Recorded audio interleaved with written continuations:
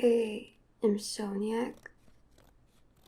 Yeah, I've been up for a while. You?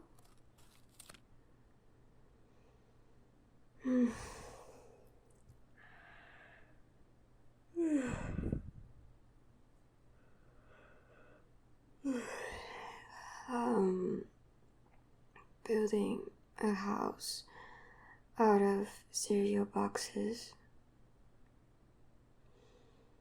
I don't know, I got bored and then sat down one of those YouTube rabbit holes of people building miniatures out of trash. At least I'm not staring at my phone anymore. Hey, you deal with your insomnia your way, and I'll deal with it mine. Yeah, you can help. Here. Don't sit on anything. I've got it kinda spread all over the floor. Wanna glue shingles?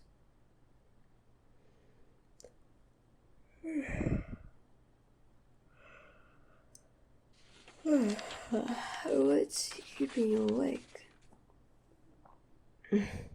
Jeez, don't sound like death, Claire. It was just a question. Alright, stupid one. Fine, whatever. I know it's hypocritical. I can't remember the last time I got a full night of sleep either. This time, brain won't shut off. I keep thinking about everything.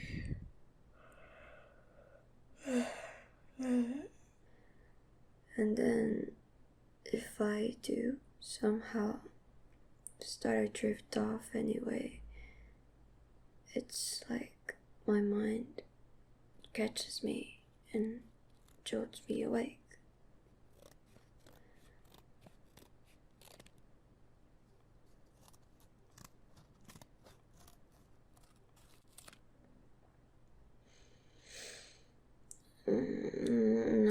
No, don't turn on another light. There's still a tiny little chance we'll be able to go back to sleep before sunrise. This is enough.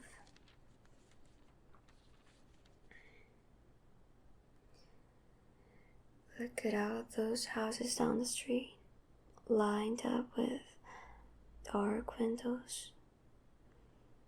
I bet everyone inside them is asleep and dreaming of something nice. But they take sleep for granted. Don't know how lucky they are. Yeah. Sorry you're awake too. But it's nice to have company. Even grumpy company.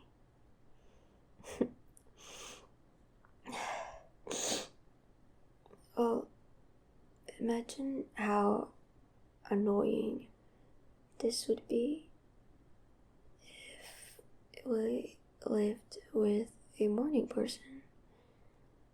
They'd be all perky at 6 a.m.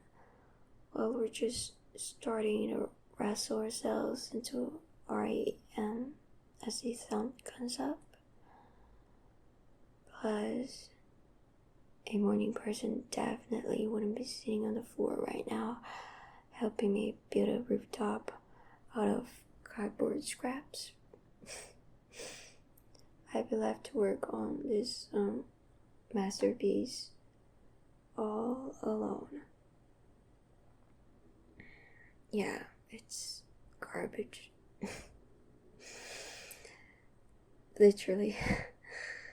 This space was supposed to be the porch, but it kind of collapsed. Now it looks like I don't know, something with elbows.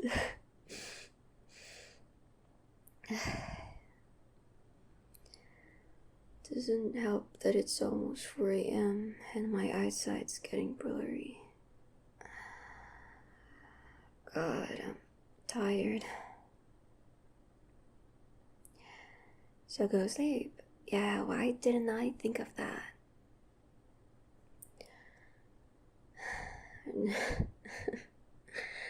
No, we can't go rob a bank.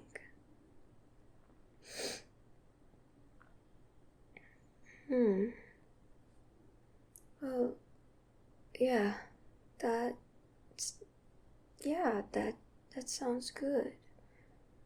It actually worked last time, a little. To the kitchen.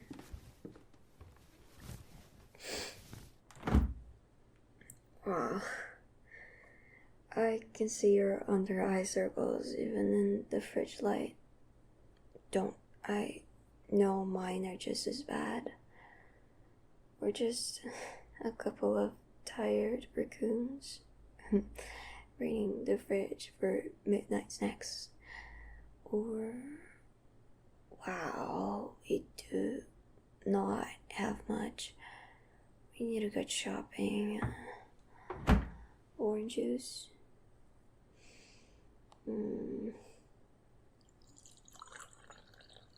Nah, I don't want ramen unless you're making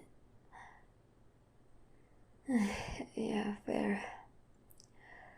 I'm not hard enough to sleep, but I'm not awake enough to cook either, so Pop-Tarts?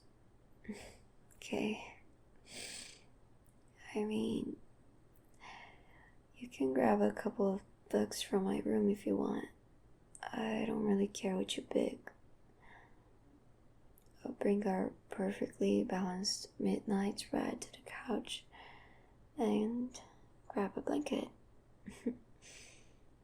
See you in a minute.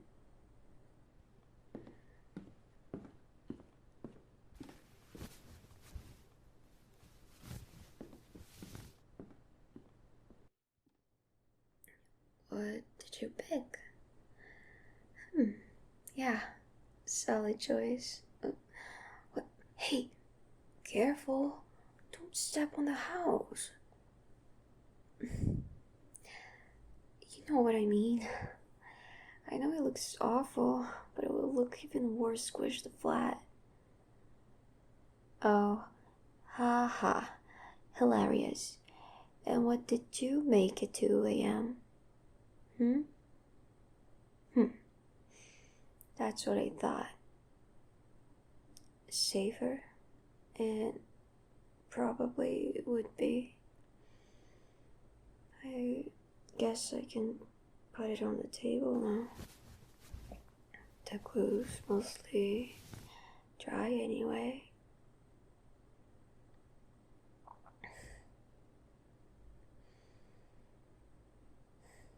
That depends. Do you wanna read first, or should I? If you're reading, I might keep working on it a little. No, I don't mind.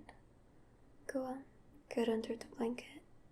I'll move the lamp so I can see the pages better. Comfy? Yeah. You can put your head on my shoulder.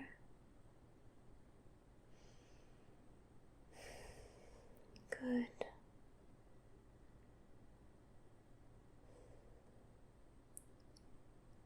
This is a weird ritual we've got, but I don't hate it.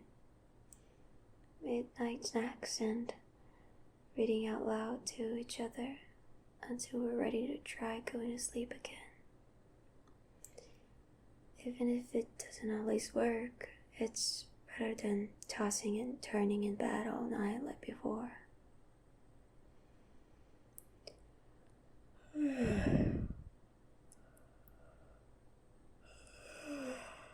Okay. Chapter 1. It is a truth universally acknowledged that a single man in possession of a good fortune must be in want of a wife. However little known the feelings or views of such a man may be on his first entering a neighborhood, this truth is so well fixed in the minds of surrounding families that it is considered as the rightful property of someone or other of their daughters. "My dear Mr. Bennet," said his lady to him one day, "have you heard that Netherfield Park is let at last?" Mr. Bennet replied that he had not. "But it is," returned she, "for Mrs. Long has just been here, and she told me all about it." Mr. Bennet made no answer. Do not you want to know who has taken it?" cried his wife impatiently. "You want to tell me, and I have no objection to hearing it." This was invitation enough. "Why, my dear, you must know. Mrs. Long says that Netherfield is taken by a young woman of large fortune from the north of England, that he came down on Monday in a chaise and four to see the place, and was so much delighted with it that he agreed with Mr. Morris immediately that he is to take possession before Michaelmas, and some of his servants are to be in the house by the end of next week.